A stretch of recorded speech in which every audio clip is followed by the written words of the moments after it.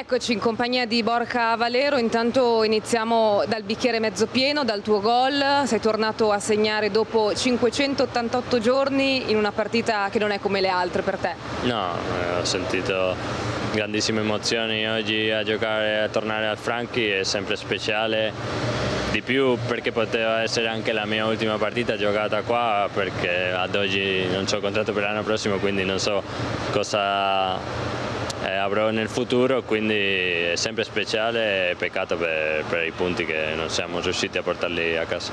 E peccato proprio per il gol che è arrivato allo scadere anche l'anno scorso, ricordi il 3-3 con Veretù, l'anno prima il solito Simeone, insomma sono gare quelle del Franchi che vanno chiuse in fretta e questa sera non siete riusciti a farlo. Sì, potevamo fare il secondo gol e riuscire a portare i 3 punti a casa, non l'abbiamo potuto fare e ovviamente con la partita in pugno così in qualsiasi giocata ti possono fare gol e pareggiare. 3 anni di fila che ci succede, dobbiamo anche imparare di queste cose qua. È una squadra che però in campo è viva, si vede soprattutto per le occasioni che create. Certo è che la prossima settimana contro il Genoa, che poi chiude il 2019, mancheranno 2 pedine importanti come Brozovic e Lautaro Martinez. Come la vedi quella partita?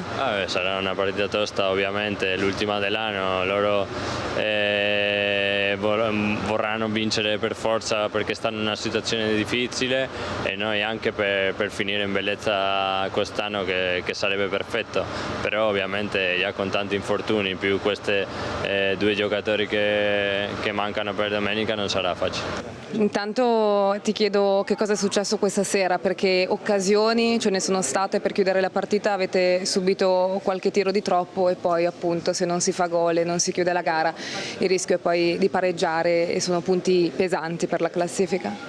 Sì, una partita è stata fatta bene, è normale che se arrivi in un campo come quello di Firenze e pensi di non subire neanche un tiro in porta, sbagli.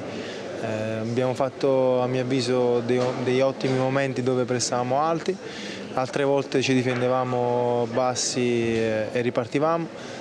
Nel concetto è stata fatta una buona partita, abbiamo avuto le nostre occasioni come sempre, a volte come nell'occasione del gol siamo riusciti a sfruttarle, altre volte meno e poi ha fatto un Eurogol e andiamo a casa con 2 punti in meno. Danilo, io ti chiedo questo, cioè io so che tu sei qui da tanti anni, sei secondo me uno dei termometri del gruppo, nel senso che vedendo come giochi si capisce un po' che tipo di atteggiamento ha la squadra. L'impressione che ho io, l'ho detto anche in apertura del post partita, che paradossalmente nonostante l'amaro in bocca che ti lascia una partita pareggiata in questo modo nel recupero, tra l'altro per il terzo anno di fila al Franchi, però la mia impressione è che la squadra sia viva, abbia un'energia, cioè che assolutamente si voglia giocare tutto quello che può giocarsi, che non ci siano remi in barca, che siete sul pezzo come se non più di prima in questa situazione di emergenza. Vabbè, questo è poco ma sicuro, cioè possiamo essere dispiaciuti, dobbiamo essere dispiaciuti per i 2 punti persi, ma da domani testa bassa e pedalare e si pensa a sabato e chiudere in bellezza questo mezzo girone d'andata, che mancheranno altre 2 partite. Ma assolutamente qua nessuno sta mollando, nessuno vuole mollare e fino alla fine daremo il 110% come stiamo facendo. Danilo, prima di salutarci, innanzitutto meno male che a Firenze si gioca una volta l'anno perché ogni volta succede qualcosa nei minuti finali, diciamo che questa tassa l'abbiamo pagata. Pensando invece al futuro immediato, ti chiedo anche magari per la partita con il Genoa, c'è un'emergenza ancora più grande di quella di oggi? Che tipo di settimana ci aspetta, secondo te? Che tipo di partita ci aspetta?